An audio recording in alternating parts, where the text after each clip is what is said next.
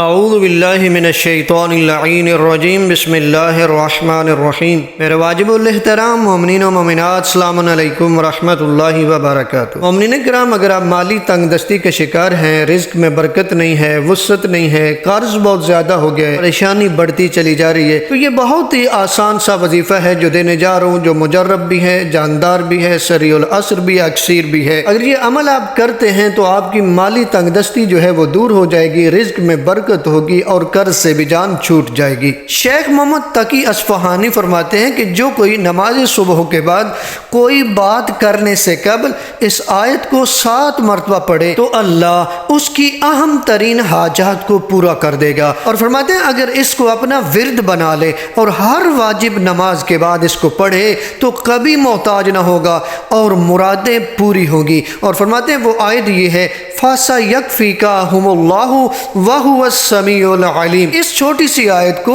اگر نماز صبح کے بعد کوئی شخص بات کرنے سے پہلے اس آیت کو 7 مرتبہ پڑھے تو پروردگار اس کی اہم ترین حاجات کو پورا فرمائے گا۔ لیکن اگر اس آیت کو اپنا ورد بنا لے، یعنی ہر واجب نماز کے بعد پڑھے، نماز صبح کے بعد بھی پڑھتا ہے، نماز ظہر کے بعد بھی پڑھتا ہے، نماز عصر کے بعد بھی پڑھتا ہے، نماز مغرب کے بعد بھی پڑھتا ہے اور نماز عشاء کے بعد بھی پڑھتا ہے، تو فرماتے ہیں وہ بندہ کبھی محتاج نہیں ہوگا اور اس کی مرادیں بھی پوری ہو جائیں گی۔ تو دیکھیں کتنا آسان سا وظیفہ ہے، ایک چھوٹی سی آیت ہے، اس کو اپنا ورد بنانا ہے، ہر نماز کے بعد آپ پڑھنا ہے۔ اگر ہر نماز کے بعد نہ پڑھ سکیں تو نماز صبح کے بعد کوئی بات کرنے سے قبل 7 مرتبہ پڑھیں، آپ کی تمام تر حاجات پوری ہو جائیں گی۔ اور اگر ورد بنا لیں، ہر نماز کے بعد پڑھیں تو کبھی محتاج نہیں ہوں گے اور مرادیں بھی پوری ہو جائیں گی۔